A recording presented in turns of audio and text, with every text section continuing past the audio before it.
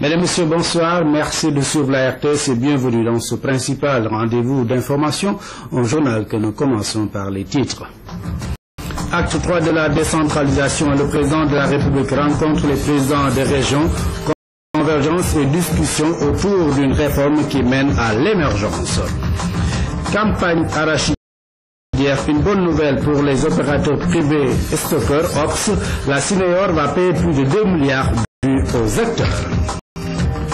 Journée mondiale contre le cancer. Forte mobilisation au Sénégal ce mardi contre la pathologie qui fait des ravages. Dans ce journal, on a invité le professeur Mamoudou Diop, directeur de l'Institut du cancer. À la découverte du tam-tam, cet instrument bien de chez nous, moyen de communication à l'origine, l'outil est bien prisé dans la musique. Léa Edega nous en parle dans la rubrique au cœur de nos cultures.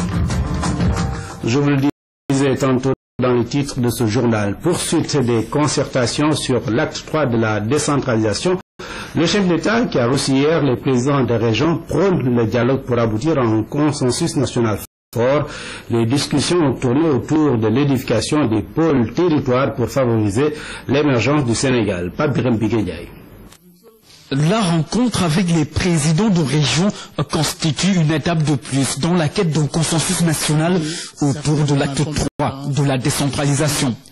Le chef de l'État prône le dialogue et la poursuite des concertations pour impliquer tous les acteurs à l'édification d'une nouvelle carte géographique cohérente et efficace.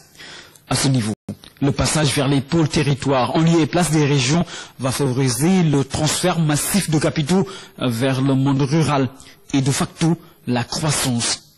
Il s'agit de regrouper certaines régions pour en faire de véritables pôles de développement en fonction des zones culturelles liées par l'histoire, la géographie et la sociologie. Cette question est au cœur des discussions, mais la convergence de vues reste l'enjeu d'offrir aux Sénégalais une vie meilleure à travers un progrès pour tous. Oui, votre offre nous agrée. Nous allons aux élections avec ces 3 ordres de collectivités locales et ensuite on va poursuivre la réflexion en ce qui concerne les pôles territoires. Nous avons pensé qu'il fallait une communalisation intégrale. Nous avons aussi estimé qu'il fallait une départementalisation de la collectivité. Je veux dire, créer des conseils départementaux. Donc, on ne peut pas ne pas être en phase avec l'acte 3. Parce que c'est des convictions profondes et nous avons réfléchi pendant 3 années sur ces questions. Les conseils régionaux, enfin, Monsieur le Président de la République, réaffirment leur engagement à poursuivre les concertations que vous avez ouvertes afin d'aboutir à un consensus le plus large possible avec tous les acteurs concernés et d'aller à des élections qui éliraient les organes qui seraient retenus. En tout cas, nous sommes tout à fait disposés à vous accompagner dans l'orientation que vous voulez donner à ce pays, dans la dynamique que vous voulez donner à ce pays, pour que le Sénégal devienne un pays consensuel, mais surtout un pays émergent. L'engagement est pris et la réforme se poursuit. Les recommandations issues de cette rencontre vont enrichir la mise en œuvre de l'acte 3 de la décentralisation qui est déjà en marche et qui vise l'émergence du Sénégal. Les États-Unis vont s'impliquer encore plus pour le retour de la paix en Casamance à travers des projets de développement. Le chef d'État a reçu le représentant spécial des États-Unis pour la Casamance, venu s'entretenir avec lui sur les grands axes de l'intervention américaine dans le sud du pays. Marc Bouloir répond aux questions de Pape Birame Bigué. Ambassadeur Bennington qui rentre aux États-Unis. Et donc on a échangé avec le président justement de l'importance que nous attachons à sa politique de paix au Casamance et l'intérêt que mon gouvernement a montré et continue à démontrer pour accompagner ce processus dans la mesure possible là où on peut trouver l'utilité. C'est plutôt l'accompagnement, c'est les Sénégalais qui vont faire revenir la paix au Sénégal. Mais c'est un accompagnement qui a des dimensions de l'assistance, la coopération, la bonne volonté, la solidarité. On veut être présent avec les partis, engager les partis dans la mesure possible, accompagner avec les projets, donc un peu de coordination avec les autres bailleurs de fonds, comme ça. Après une tournée dans le sud du pays, le nonce apostolique est venu rester au chef de l'État les enseignements de sa visite en Casamance. Pour lui, d'énormes progrès ont été réalisés en direction de la paix en Casamance. Monseigneur Louis Mariano Montemayor répond toujours aux questions de Pape Birame Biguendiaye. Je suis venu informer le président de la République de mes visites à la région de conflit en Casamance.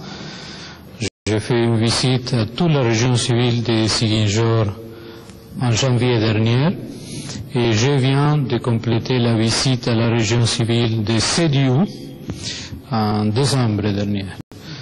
Alors c'était l'époque de faire un petit peu le résumé pour le président des impressions, de déroulement de la visite, aussi des enseignements de la visite. Vous savez que la visite c'était surtout pour stimuler les communautés chrétiennes d'une part, mais toute la population, à s'engager dans un processus de vérité, de pardon et de réconciliation. C'est la dimension religieuse et morale qui doit accompagner tout le processus de négociation politique pour arriver à la paix définitive. Et alors, j'ai informé le président. Surtout, je le rassurais de la volonté de paix de la population. C'est un clameur de la population. La communauté internationale est prête à aider les Sénégal. Vous savez que les Américains ont nommé une représentante spéciale. L'Union européenne soutient avec des ressources différents projets pour la Casamance et aussi différentes initiatives de pacification. Le pape, c'est celui qui m'a envoyé à faire les visites, le pape Benoît XVI, mais maintenant le pape François qui m'a dit de continuer. Et les évêques de Casamance, l'évêque de Kolda, l'évêque de Ziguinchor, sont engagés même à contacter le maquis. Et je peux dire en résumé que même si les choses semblent ne bouger pas trop, il y a eu des progrès significatifs. Le président de la République a présenté ses condoléances et les condoléances de la nation à la famille du président de l'Assemblée nationale qui a perdu son frère. À cet effet, le chef de l'État a salué la grandeur et l'humilité du président Moustapha Niasse. Le président de la République s'est aussi rendu au domicile de maître Alioune Badara Cissé pour lui présenter ses condoléances à la suite du rappel à Dieu de sa belle-mère. La synthèse avec Pape Birame Biguendiaye.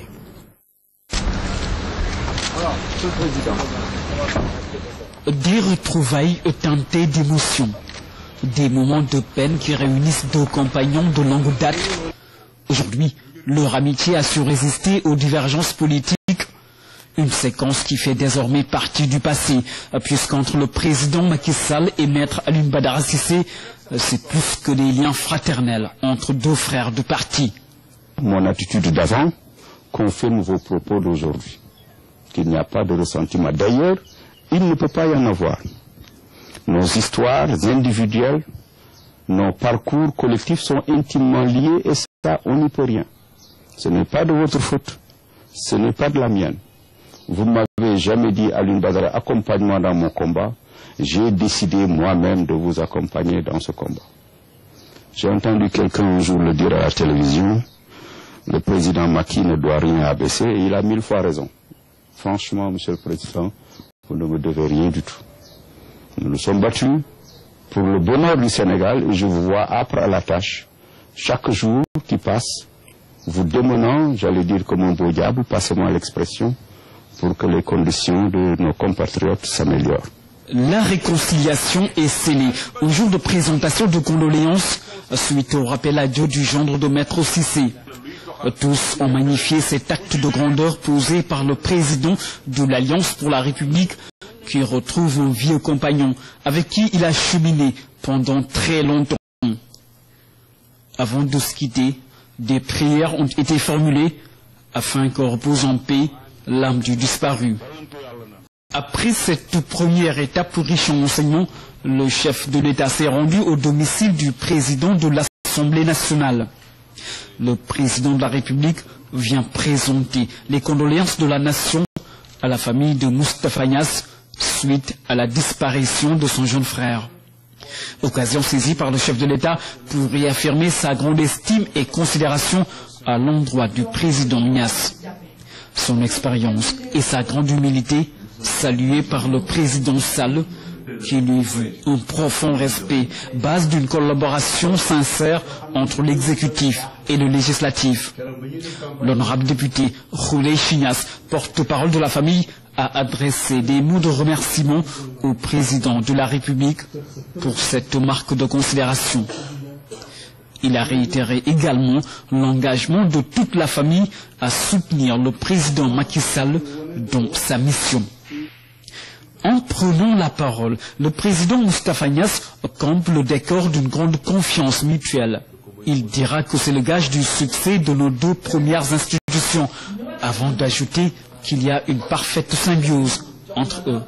Les deux institutions vont toujours travailler ensemble, la main dans la main, pour répondre aux besoins des populations et permettre au Sénégal d'atteindre le développement durable à travers la restauration de l'équilibre social. Bref, la tâche républicaine s'effectue dans une parfaite synergie. À la fin de la cérémonie, des prières ont été dites pour le repos éternel de l'âme du disparu. Le MEDES renouvelle son engagement à faciliter le premier emploi aux jeunes Sénégalais. Le 12e forum du premier emploi s'est ouvert ce matin pour offrir aux jeunes l'occasion de rencontrer un employeur, un événement que les autorités soutiennent. Le Premier ministre, Mme Aminata Touré, a présidé l'ouverture de ce forum du mouvement des entreprises du Sénégal. Abou Mbaye. Le chemin qui mène vers le premier emploi est parsemé d'embûches. Et même le Premier ministre a partagé sa propre expérience avec ces jeunes chercheurs d'emploi. Lorsque j'avais fini mes études universitaires et que j'ai eu la chance d'avoir mon premier emploi, j'en profite pour saluer d'ailleurs mon premier employeur qui s'appelait Sambou Touré à l'époque, directeur général de la Sotrac de l'époque, l'ancêtre de Demdik.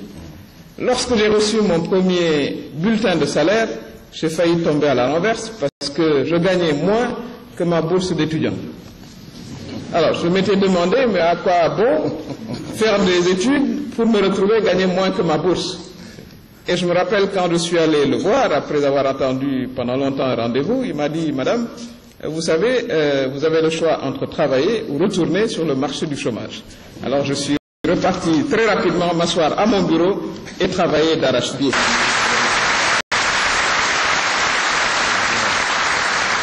Une expérience qui a son pesant à l'applaudimètre dans une salle pleine, assise jusque dans ces allées où l'espoir de décrocher son premier emploi est à l'aune de l'engagement du président du MEDES, Madick Diop, à créer un tel espace pour qu'employeurs, structures étatiques, banques, bref, secteur privé, puissent offrir à ces jeunes l'occasion de décrocher un emploi. La vocation aujourd'hui d'une organisation patronale, ce n'est pas de créer des emplois pour les jeunes, mais nous avons initié, nous, au niveau du MEDES, un volet social avec le forum du premier emploi, la fondation emploi jeune, parce que le forum, il est ponctuel, c'est 2 jours, mais la fondation, c'est toute l'année. La fondation accueille les jeunes, les conseille, les encadre, les accompagne jusqu'à leur insertion. C'est notre contribution aujourd'hui sur ce fléau qui est le chômage. Et je pense que je l'ai dit dans mon discours, c'est une bombe à désamorcer. Et c'est une affaire de tout le Sénégal. Ce n'est pas une affaire du MEDES ou du secteur privé ou de l'État.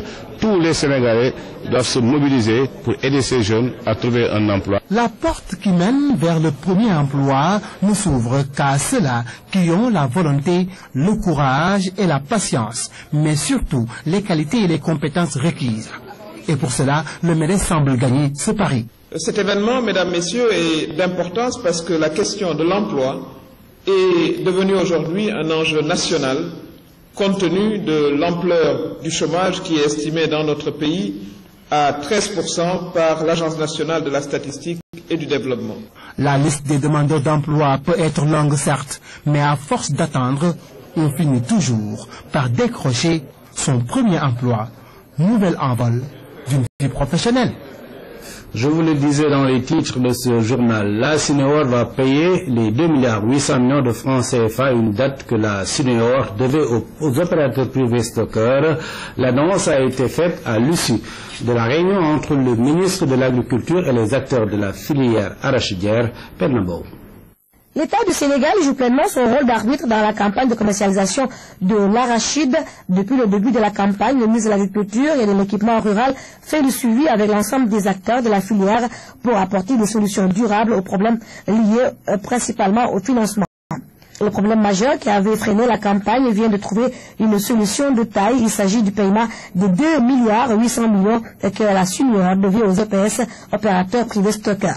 Aujourd'hui, on peut rassurer en fait nos partenaires, leur dire qu'en fait ces problèmes de financement donc ont été levés grâce, disons, à l'appui de l'État et notamment grâce à l'appui du ministre de l'Agriculture, qui a été apporté à la Cineor, donc pour dénouer en fait cette situation liée au problème de financement. Donc comme le directeur général l'a dit, nous nous engageons sous peu, vraiment dans quelques jours, en fin de semaine prochaine, au plus tard, n'est-ce pas, à payer les factures, non seulement les arriérés que nous devions aux opérateurs, n'est-ce pas, donc à concurrence de 2,8 milliards, mais aussi donc les nouvelles livraisons qui ont été faites cette année. Je veux remercier d'abord Monsieur le ministre pour son efficacité, puisque quand même il fallait oser pour affronter certains problèmes. J'ai constaté que le ministre, en pleine difficulté, il est allé voir même au niveau du monde réel ce qui se passe. Ce que nous attendions, c'était cette annonce, cet engagement que nous attendions. Et je pense que maintenant, la campagne, on peut dire qu'elle est relancée. Ce dénouement heureux est à mettre dans l'action des autorités étatiques qui veulent être au juste milieu des acteurs de la filière, c'est-à-dire avoir un tissu industriel fort, mais aussi des producteurs forts économiquement. Je dois dire que c'est grâce à l'intervention directe et très inspirée de son Excellence, Monsieur le Président de la République, Monsieur Macky Sall, que nous avons pu trouver les réponses qu'il faut aux questions qu'on se posait. Ainsi, la Cineor va, comme l'a précisé le représentant de son directeur général, payer l'ensemble des dettes dues aux opérateurs privés semenciers. Par conséquent, la confiance va renaître et les opérateurs privés semenciers vont pouvoir livrer les graines à la Cineor. La réunion a été aussi l'occasion pour le ministre de l'Agriculture d'annoncer une large concertation sur la filière arachidière pour définitivement dépasser les problèmes liés depuis toujours à la filière. En somme, il s'agit pour la tutelle de valoriser l'arachide qui nourrit plus de 50% de la population sénégalaise. Un crédit revolving pour lutter contre la pauvreté. Après les régions de Thiès et Louga, les femmes de Saint-Louis ont reçu un financement de 100 millions de francs CFA. Saint-Louis, une région à vocation agricole, coïncidence heureuse, le ministère en charge des femmes a aussi remis du matériel agricole pour renforcer les capacités et autres moyens de production des femmes dans la localité à Basso. L'appui aux organisations féminines a pris une nouvelle proportion dans la cité de Mamkumbabang.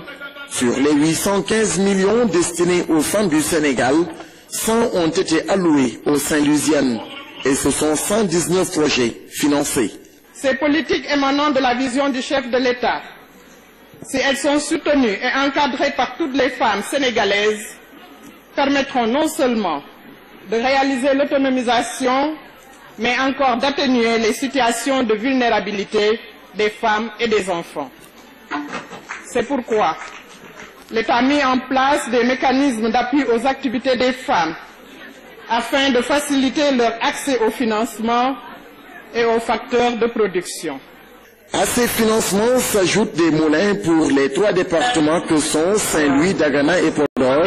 Ces responsables ont tous remercié le président Macky Sall pour l'attention qu'il porte au développement social à travers l'autonomisation des femmes. Le Fonds national de crédit femmes, qui vise principalement à lutter contre la féminisation de la pauvreté avec les micro-projets et le Fonds national de promotion de l'entrepreneuriat féminin, qui impulse et soutient l'émergence des femmes entrepreneurs, constitue à bien des égards des outils appropriés pour la promotion du statut socio-économique de la femme et la valorisation sociale du travail de celle-ci. Ce matériel constitue un moyen pouvant rendre plus efficace la production dans la vallée, une zone qui enregistre un nombre important de femmes qui évoluent dans des activités telles que l'agriculture, la production et la transformation.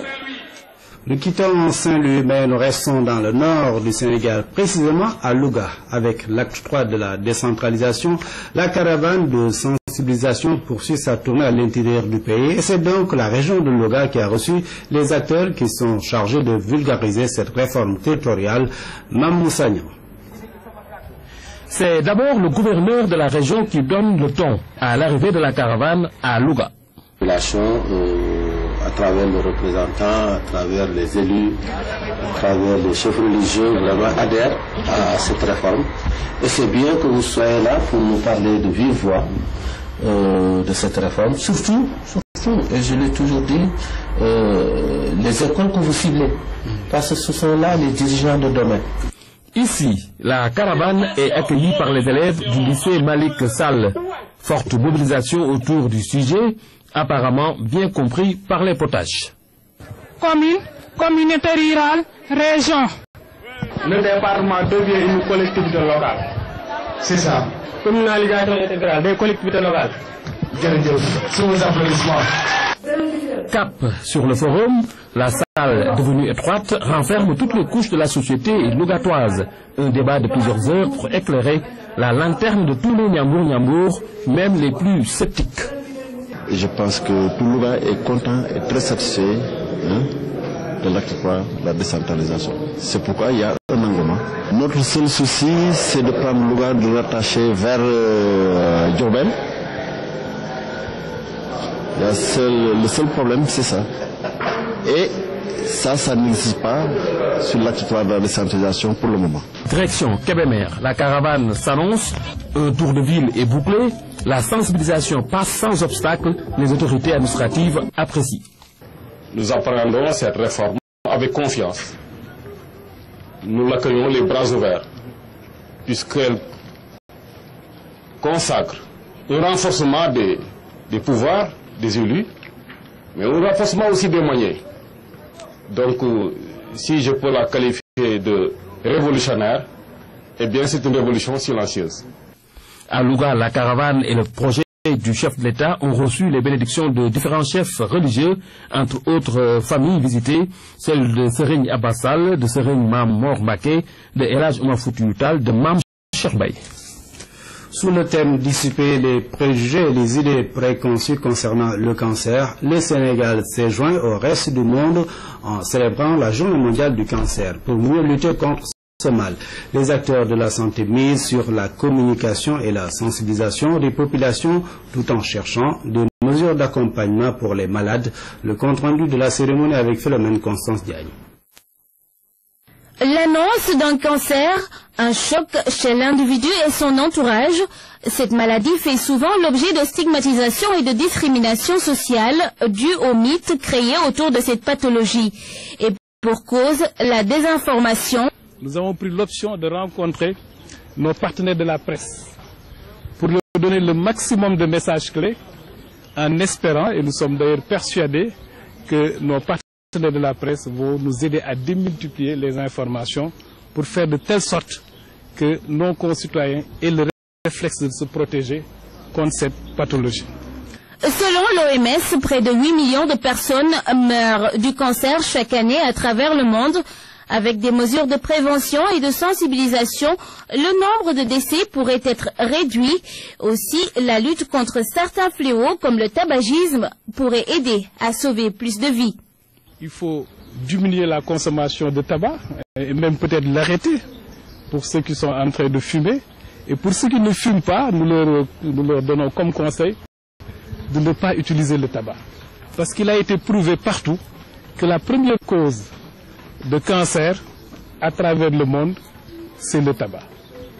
Le quart des cas de cancer concerne donc la consommation de tabac.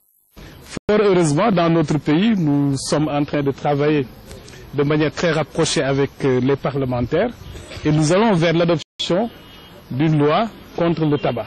Une loi qui sera suffisamment dissuasive, qui sera également applicable compte tenu de notre contexte. Et nous pensons que cela est un pas extrêmement important, mais il faudra ajouter à cela aussi la nécessité de lutter contre la consommation de l'alcool. La journée mondiale de la santé, prétexte pour sensibiliser davantage, mais aussi attirer l'attention des autorités sur la nécessité d'augmenter l'aide publique pour la santé et financer les programmes de prévention, de dépistage et de traitement. Et nous allons pouvoir démarrer incessamment la vaccination sous forme de zone pilote dans 2 districts, dans le district ouest et dans le district de Mékhé. C'est l'une des étapes qu'il faut franchir avant d'aller dans la phase de généralisation.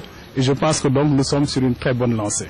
Des avancées importantes, certes, mais insuffisantes au regard des statistiques actuelles. Plusieurs activités ont donc été organisées pour commémorer ces journées. Une caravane de sensibilisation a sillonné quelques artères de la capitale, entre autres.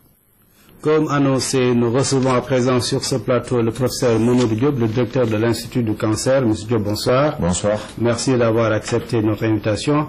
Monsieur Diop, une question très simple. C'est quoi un cancer?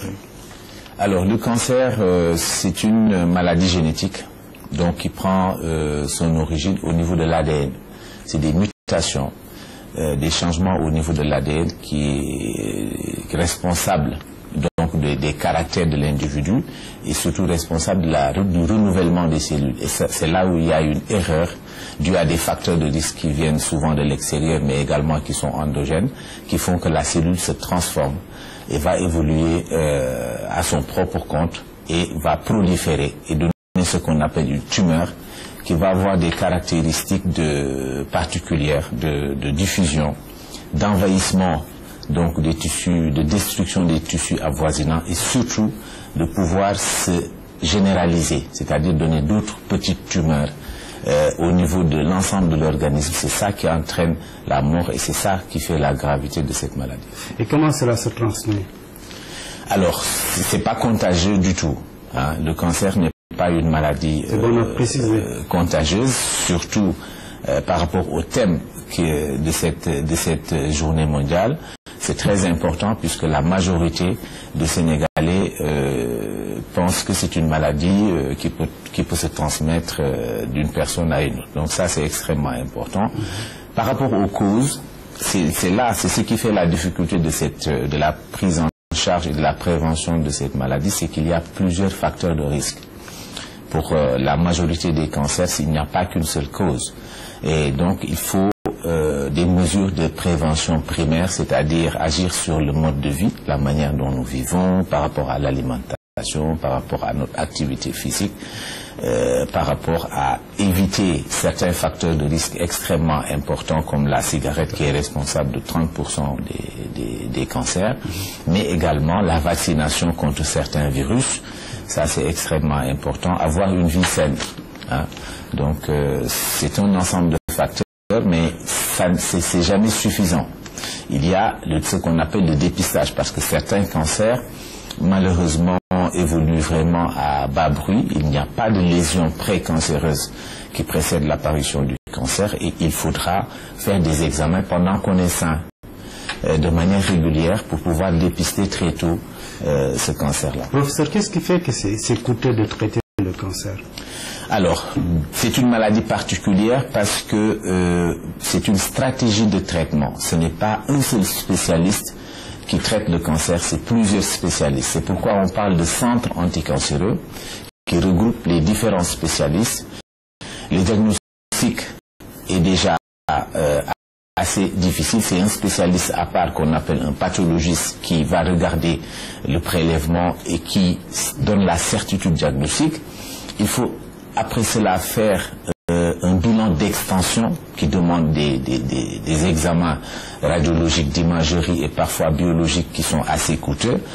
À partir de là, mettre en place la stratégie thérapeutique. Souvent, surtout dans les cancers avancés, il faut faire une chimiothérapie qui va être suivie d'une chirurgie et parfois d'une radiothérapie, ce qui fait 3 traitements différents. Et la chimiothérapie, malheureusement, pour le moment, il n'y a pas encore d'accessibilité vraiment à l'échelle nationale. Il faut combien au minimum pour pouvoir traiter le cancer au Sénégal avec nous? Alors, il faut en moyenne entre, disons, 500 000 francs jusqu'à plus de 2 millions, en fonction des localisations et de l'ensemble des modalités thérapeutiques. Est-ce qu'il y a une garantie de guérison?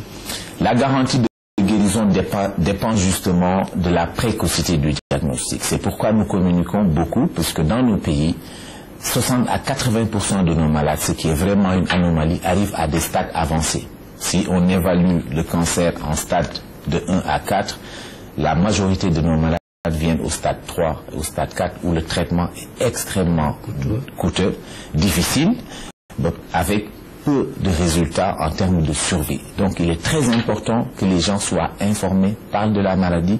Un exemple très simple, les femmes doivent savoir que saigner entre les règles, avoir de tout petits saignements, même s'ils sont minimes, même si ce n'est pas douloureux, c'est un signe d'alerte. Ça peut être un cancer du col. Vous voyez des femmes qui ignorent tout cela, qui sont dans les régions, qui sont dans des zones très reculées, qui saignent pendant des mois et des mois de petits saignements et qui arrivent à des stades où elles sont complètement anémiées, où il faudra carrément les retaper pour pouvoir les traiter. Donc c'est important que les gens soient de sensibiliser et d'informer en langue nationale et partout au Sénégal sur ces premiers symptômes pour certains cancers. Professeur, est-ce qu'on peut savoir quels sont les principaux cancers qu'on rencontre le plus souvent au Sénégal? Alors, au Sénégal, c'est le cancer du col qui est le cancer le plus fréquent. Il est suivi du cancer du foie. Ensuite vient le cancer du sein. Ensuite vient le cancer de la prostate. Puis cancer de l'estomac. Puis toutes les autres localisations, les cancers du poumon et autres.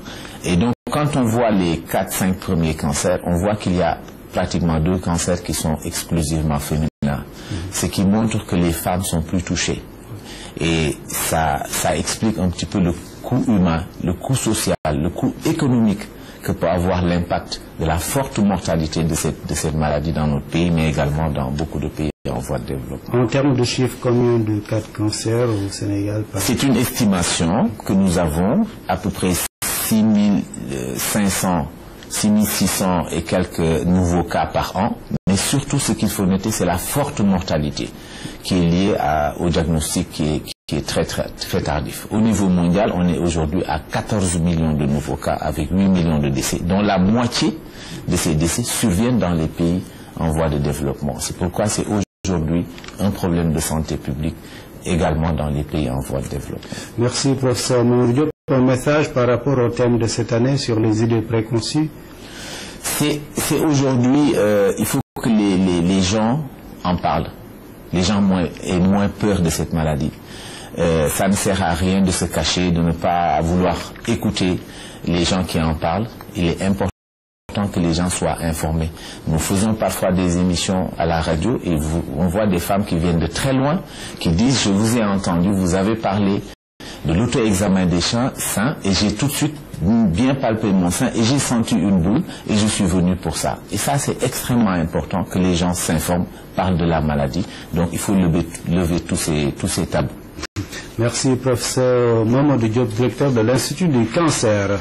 Ouverture aujourd'hui en France d'un procès d'un présumé génocidaire rwandais. Il aura fallu 20 ans pour organiser ce procès à la Cour d'appel de Paris. Il a été rendu possible grâce aux actions du collectif des partis civils pour le Rwanda. Rappelons que le génocide du Rwanda en 1994 a fait plus de 800 000 morts. 20 ans, c'est long, c'est le temps qu'il aura fallu pour organiser le premier procès d'un présumé génocidaire rwandais en France. L'ouverture s'est tenue ce mardi à la Cour d'appel de Paris.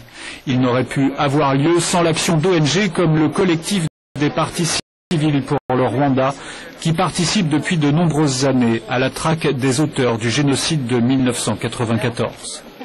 J'espère surtout que ce procès sera le premier d'une très longue série, parce que nous avons déjà déposé environ 25 plaintes, que nous en préparons d'autres, et il ne faudrait pas quand même que ça prenne une trentaine d'années. L'accusé, le voici en 2008 à Mayotte, alors qu'il vient d'être arrêté pour falsification d'identité. David Safari s'avère être le capitaine Pascal Simbikangwa, proche de l'ex-président rwandais Juvenal Habyarimana, et soupçonné d'avoir joué un rôle actif pendant la préparation et l'exécution du génocide. Le voilà aujourd'hui dans le box des accusés après une longue instruction menée par le pôle crime contre l'humanité du parquet de Paris. Âgé de 54 ans, paraplégique suite à un accident de la route, il nie les faits qui lui sont reprochés et ses avocats commis d'office estiment qu'ils n'ont pas eu les moyens de le défendre. La défense a déposé des conclusions de nullité parce qu'elle considère qu'il y a une inégalité des armes flagrante entre le parquet, la défense et les parties civiles. Les faits tels qu'énoncés par le président du tribunal, Olivier Leurent, portent principalement sur l'organisation de barrages pendant le génocide de 1994 et la distribution d'armes aux miliciens interamoués. Ces faits reposent sur une trentaine de témoignages dont il reviendra au juré d'assises d'établir s'ils constituent ou non des preuves irréfutables de la culpabilité de Pascal Simbikangwa. La situation en Centrafrique présente un semblant d'accalmie, notamment à Bangui. Les forces armées françaises sont cependant sur le qui-vive et veillent au grain pour parer aux attaques et pillages. C'est le premier sujet de notre tour du continent, bref en images.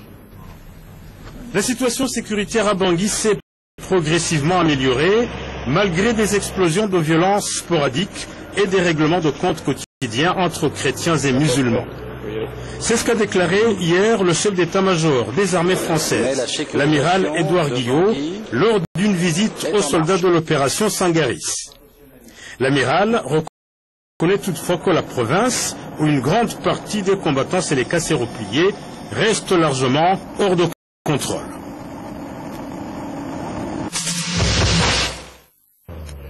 Le testament de Nelson Mandela a été dévoilé hier au siège de sa fondation à Johannesburg par un juge de la Cour suprême sud-africaine. L'icône de la lutte anti-apartheid laisse une fortune de 3 millions d'euros en héritage qui sera réparti entre sa famille, son parti, le Congrès national africain, ses employés et 6 écoles qui lui tenaient particulièrement à cœur. Le partage de la succession a été accepté par la famille, il n'y aurait pour l'instant aucune contestation. La police togolaise a effectué hier une nouvelle saisie de 2 tonnes d'ivoire au port de Lemay. En une semaine, les policiers togolais ont mis la main sur 4 tonnes d'ivoire dissimulées dans des conteneurs chargés de bois, en partance pour le Vietnam. Un Vietnamien et 2 Togolais ont été arrêtés dans le cadre de l'enquête. Le trafic d'ivoire a pris de l'ampleur ces dernières années en Afrique de l'Ouest en raison d'une forte demande au Moyen-Orient et en Asie. Nous en arrivons à la rubrique au cœur de nos cultures qui nous plonge dans un espace sans radio, ni téléphone, ni ordinateur. Comment communique-t-on à l'époque? Eh bien, une personne a eu l'idée de créer un tam-tam. L'instrument de percussion est authentique à l'Afrique. Au Sénégal, son origine remonte dans le temps. Le tam-tam, moins de communication, sujet de Ndeye Edega avec nos équipes de Kaolack. Il était une fois le tam-tam. Mais d'où vient cet instrument à percussion? En tout cas au Sénégal, son origine remonterait très loin dans le temps. Ce que nous retenons chez nous les Sérères, c'est qu'ici nous avons reçu un nommé Sunkaru Mandé. Un jour revenant de la forêt, il est venu avec un tronc d'arbre creusé. Il a créé un tam-tam qu'on appelle Ndouloup. Souvent il était sollicité au village. Il appelle les villageois, il leur dit que bon, j'ai amené un truc, est-ce que vous pouvez me dire son nom? Il dit ça c'est Doudouba, ça c'est le mot Bambara. Mais comme les Sérères ont des connaissances, ils ont dit que quelqu'un Ndouloupo, Ndouloup. Ndouloup en Sérère, c'est-à-dire quelque chose qui a une creux. Un creux. Et quelqu'un Ndouloupo. Il leur dit que si toutefois que quand je serai à la forêt, quand vous voulez m'appeler, vous tapez ce Ndouloup là. Ce premier message qu'on appelait, on disait Sunkaru Mandé Wona Tchungel. Gari, Gari, Wona Tchungel.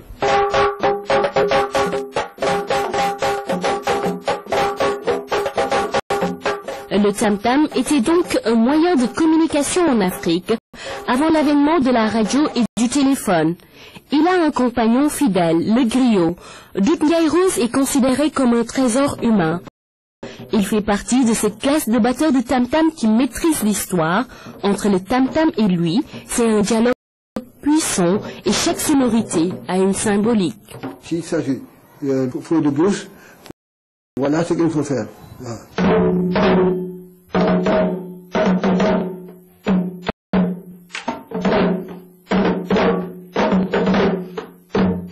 Et encore. S'il y a un décès, par exemple, le matin tôt dans le village, vous pouvez le savoir au son du tam-tam. Comment? Je vais vous montrer quand même comment annoncer ça le matin.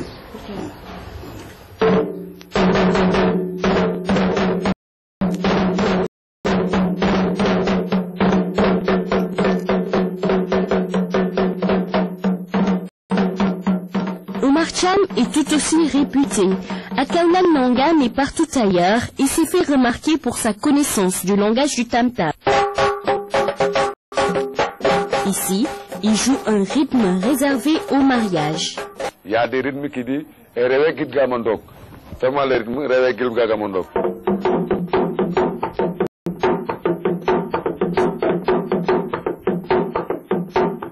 Ça, ensuite, tu l'entends partout. Si c'est automatiquement ça, c'est un mariage. Mariage, circoncision, un baptême ou décès, le tam-tam est présent dans toutes les séquences de la vie. À vrai dire, le message délivré révèle l'attachement de l'Afrique à la vie en communauté.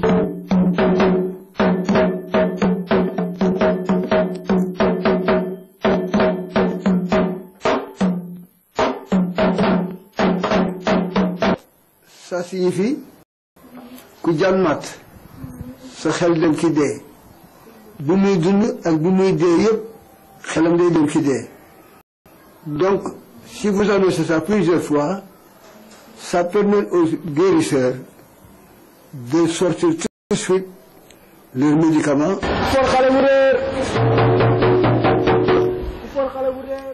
Il y a quelque temps, les annonces de disparition d'enfants se faisaient encore de cette manière.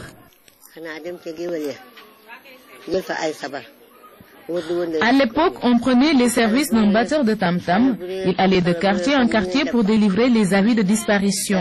Et très souvent, on retrouvait le bonhomme qu'on cherchait. Dans certains endroits du pays, la tradition demeure. Mais aujourd'hui, l'instrument à percussion a perdu sa fonction de communication du fait de l'évolution des médias. Le tam-tam reste cependant un instrument de communion. En thérapie, il est utilisé dans les séances d'exorcisme, communément appelées ndep chez les Lébou. Selon les ethnies, des spécificités dans la fabrication et la manière d'utiliser le tam-tam témoignent de toute la diversité culturelle du Sénégal. Notre rubrique hebdomadaire au cœur de nos cultures qui nous a plongé ce soir dans le langage du tam-tam. Rebelle, c'est le titre du film projeté ce week-end par la Fondation Konrad Adenauer. Rebelle est une fable sur l'Afrique subsaharienne du XXIe siècle, une histoire d'amour entre deux jeunes personnes prises au milieu d'un monde de violence dans l'armée des guerriers rebelles d'un pays d'Afrique centrale. Par son ciné-club, la Fondation Konrad Adenauer vise à conscientiser la jeunesse. Louise Bibza.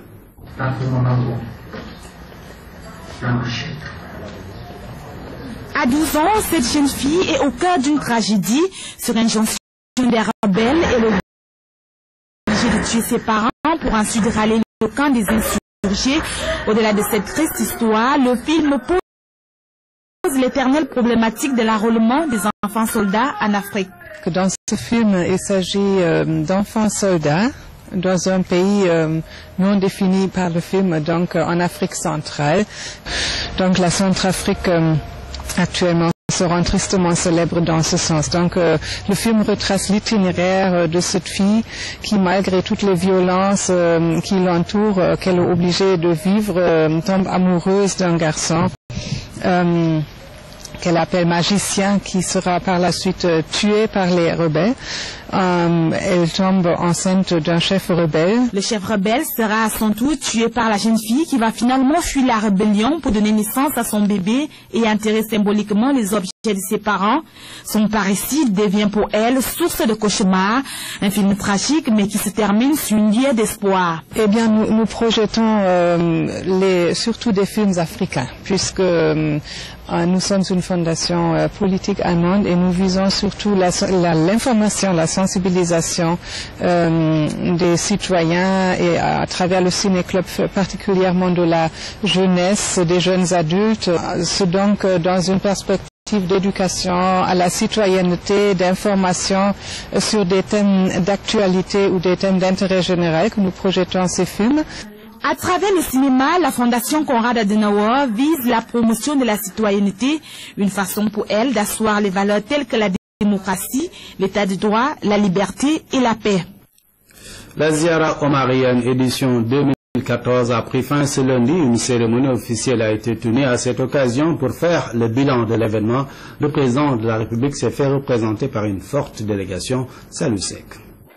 Les rideaux sont tombés sur l'édition 2014 de la Ziara omarienne, un événement dédié à Thierno Seydou Nourou Tall et à Thierno Mountaga Tall pour marquer la clôture des 3 jours de recueillement et de prières. Une cérémonie officielle a été organisée en présence de hautes personnalités de la famille et du gouvernement. Nous attestons que les services et forces étatiques mobilisées pour le compte de la Ziara ont parfaitement accompli leur mission pour faire de cet événement une réussite totale. Ainsi, nous prions Allah d'assister le président de la République et l'ensemble de son gouvernement pour qu'ils atteignent les objectifs et réalisent les ambitions qu'ils nourrissent pour le Sénégal. Le président de la République s'est fait représenter à la cérémonie officielle par une forte délégation, conduite par le ministre de l'Intérieur.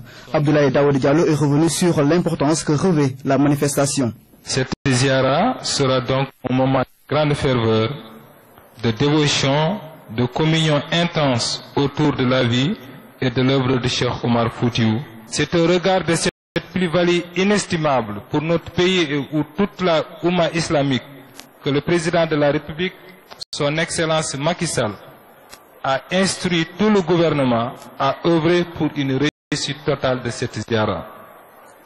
Le président m'a également demandé de vous dire que renouvelle son engagement à soutenir tous les foyers religieux et toutes les manifestations religieuses.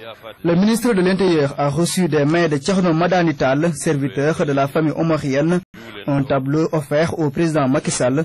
L'objet retrace les différents moukhadam qui ont eu l'autorisation de pratiquer le vœu de Tijane sous l'ordre de l'Haji Omar. Basket, le tirage au sort de la Coupe du Monde a eu lieu hier à Barcelone en Espagne. Le Sénégal est dans la poule B avec de grosses pointures. Pour de nombreux observateurs, les Lions doivent relever le défi de la participation et essayer de passer le cap du premier tour. Ibrahim Mboup.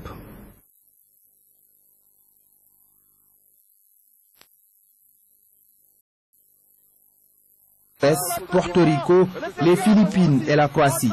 De grandes nations de basket, des adversaires redoutables pour la bande à Malendoy. L'équipe soit dans de très bonnes conditions de préparation et de jouer les meilleurs tournois possibles pour pouvoir affronter ces équipes à un moment où l'équipe pourra s'évaluer et évaluer ses chances aussi. C'est l'Argentine normalement qui est favori dans ce groupe, donc il faut le dire. Après, toutes ces équipes ont montré leur niveau pour pouvoir se qualifier comme nous aussi nous l'avons fait. Maintenant, il faudra aller là-bas et défendre le meilleur possible les couleurs de sa nation. Les Lions s'apprêtent à participer à la Coupe du Monde pour la 4e fois de leur histoire, après 1978, 1998 et 2006. Selon certains techniciens, le Sénégal doit batailler ferme pour faire mieux que lors des éditions précédentes. Donc le Sénégal devra être très prêt pour pouvoir jouer au moins le deuxième tour. Et je pense que c'est ça qu'il faut qu'on s'arrange pour jouer le deuxième tour, ne pas sortir de la compétition dès le premier tour. Et ça passe par une victoire ou 2 victoires, pourquoi pas, contre les Philippines, qui sont aussi des pays importateurs de joueurs. C'est des pays qui naturalisent beaucoup d'Américains. Si les Philippines se sont qualifiés en Asie au détriment de la Chine, ça veut dire que c'est une équipe qu'il faut prendre au sérieux. Pour bien participer à la Coupe du Monde, il faut impérativement une bonne préparation. La tutelle compte déjà saisir la balle au bon. Dès vendredi, nous allons convoquer la commission technique du comité de normalisation pour préparer la participation, le budgétiser et les soumettre aux autorités de ce pays-là. Parce que, comme je l'ai dit, notre objectif à cette Coupe du Monde, c'est de mieux préparer notre reconquête de l'Afrique. La Coupe du Monde de basket aura lieu en Espagne du 30 août au 14 septembre prochain. Elle